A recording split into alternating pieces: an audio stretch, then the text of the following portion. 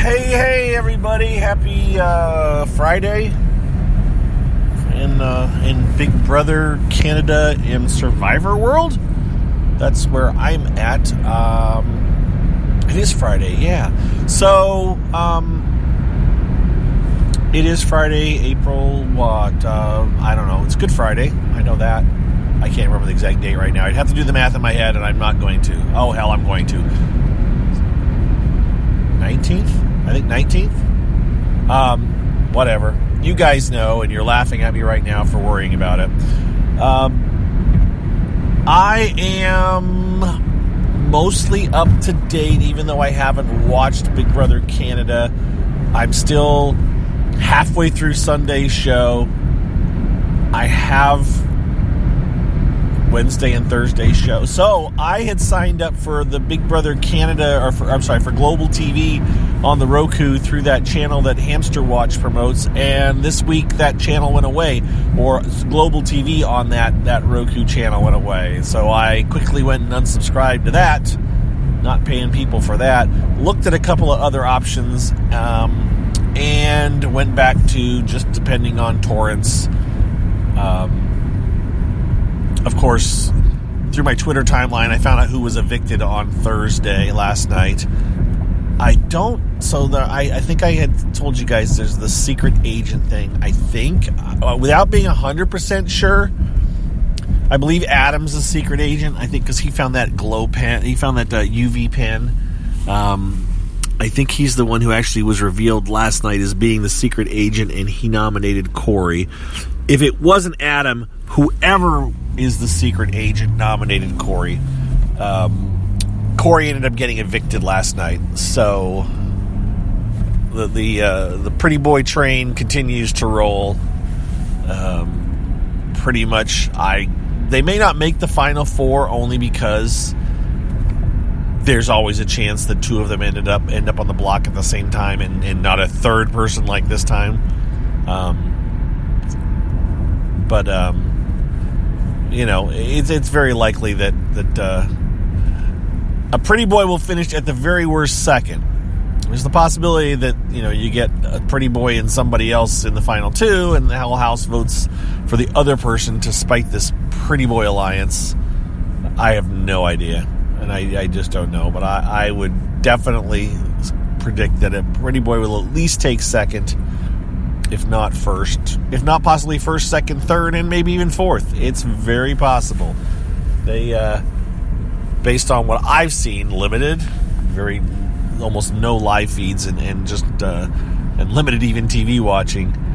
It's interesting how they have managed to do what Mark did this past week and put up two of his allies and managed to get somebody else out. So we know that Mark, at least the editing implies Mark was trying to make a move and get rid of one of his own. At least was entertaining the thought, or if it happened, oh gee, so sorry, or say so sorry. But it didn't happen.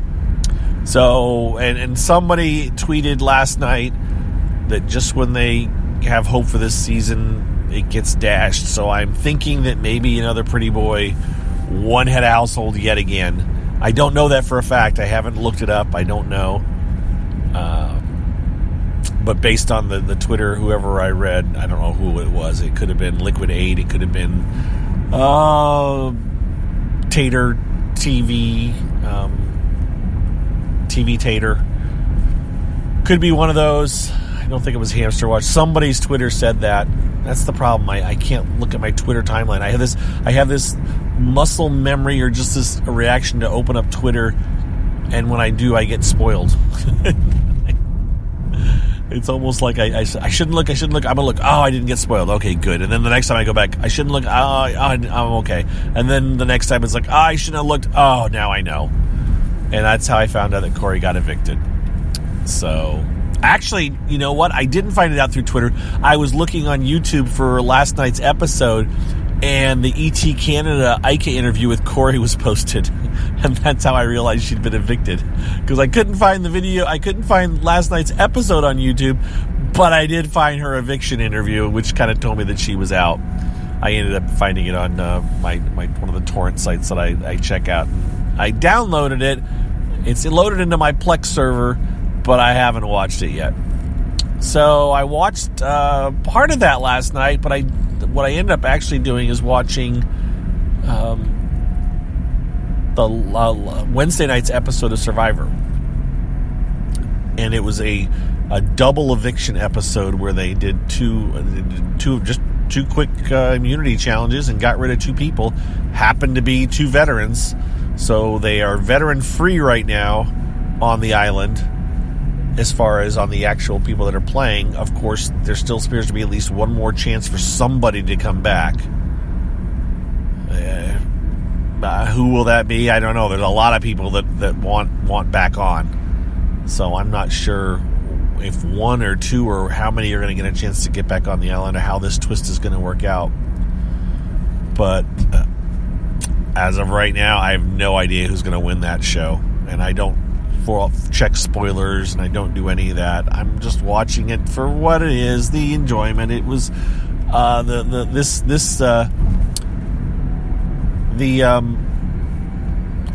the tribal councils last night or Wednesday night were not as raucous as the week before, but there was still some talking and bantering going on. It's definitely, I think they've decided to either edit the tribals differently so that you see more of that chatter that goes on, or they're just letting more chatter go on. I don't know. It's very possible that there was some of this stuff always went on and they just never showed it.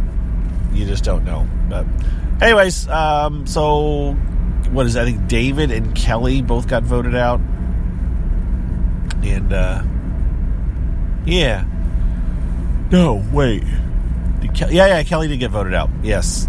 So David and Kelly, the last 2 veterans that were on the show, got voted out. So it's all newbies that are left. But again, somebody's going to get a chance. At least one more is going to get a chance to come back. So it doesn't mean that there's not a chance for a veteran to come back. I do wonder if any of these people will be given the shot. You know what the thing is? The people that are going to vote, that's going to be interesting, because let's say that the person who's currently on, who's on the island, who's on the edge of extinction, they're off waiting to come back, get a chance to come back in. They will have lived with the jury. Most of the jury will have spent time with whoever gets back. If they make it to the final 2, there may definitely be a vote of, you know what, you toughed it out. You had it tougher than the rest of them, and you managed to go back and represent the evictees, and we're going to give it to you. I can see that happening.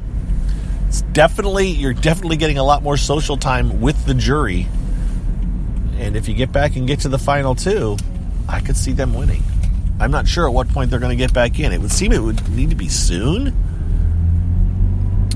I mean, surely it's not going to be, the person who makes it all the way to the end without getting evicted versus, the one person from the jury. I don't know. All right. That's what I got for you guys. I'm on my way to work.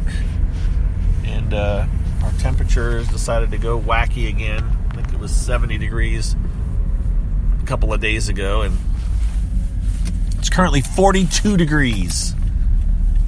So it's going to be a cold Easter weekend.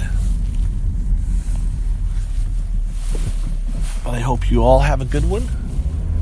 Again, we're less than 2 months away from Big Brother 21. Oh, I also did watch the first episode of Amazing Race. So I watched it. It was on. I turned on my TV, and there it was going on. And so I went back into the beginning of it and watched the episode. Spoiler alert. No Big Brother contestants were eliminated week 1 or day 1, show 1. It was a Survivor couple that got the boot. And super spoiler alert, or super spoiler warning here. on that as far as who it was. I can't tell you who it was that didn't make it because I didn't know the people. But the other people that were almost getting eliminated was Rupert. And so Rupert made it.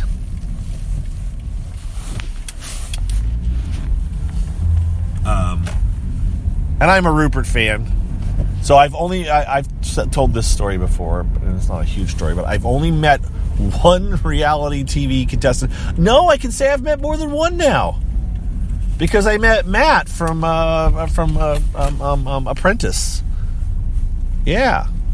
But, I mean, he was a celebrity before he was on The Apprentice. So, Matt Eisman, so I met him and I've met Rupert.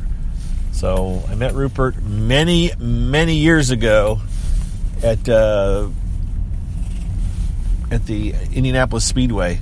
It was not during the actual Indianapolis 500. It was a qualification weekend, one of the qualification weekends when they used to have more than one.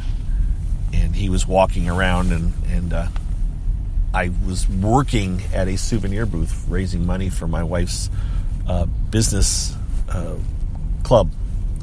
They worked in a booth one year, and we sold souvenirs and stuff right by Gasoline Alley.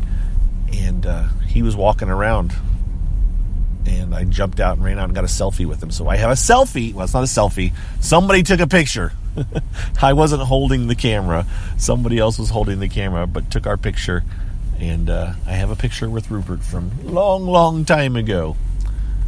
So there's my Rupert story. And he was exactly as he is on TV. He was very nice, very gregarious, yeah, nice guy. Talked to him for all of 10 seconds. So, yep, that's it. All right, I am now parking my car. So you guys have a great weekend, and maybe I'll talk to you next week. Probably at some point. One day, at least during the week, I'll fire up my Spreaker while I am driving. I hope you know what? I got to listen to one of these to hear how these ads go at the end of this. I haven't looked to see how much money it's made lately. I still have to fill out my tax form to get a payment for this. It was like right around $50. So those of you that are coming into this later hadn't heard me talk about it. Back in December, I flipped the switch on Spreaker to enable monetization. So they throw ads at the end of these. I don't know whether you hear one or two, if you even hear any of them, if you stay tuned for them. But because of that, I actually get paid. But I have to give them my social security number and all kinds of stuff to get paid. So I haven't done that yet. But eventually I will fill out the tax form. And as of last time I remember checking, it was around $50 that I had made. Wow, this person does not know how to park. All right. I'm going to take this spot, but when you park, you need to make sure your car's on lines, within the lines on both sides, not just your driver's side. And now I'm parked next to this car, but I'll have to climb out carefully. Have a good one, everybody. 13 minutes of me rambling. Hope you enjoyed. We'll talk to you later. Bye-bye.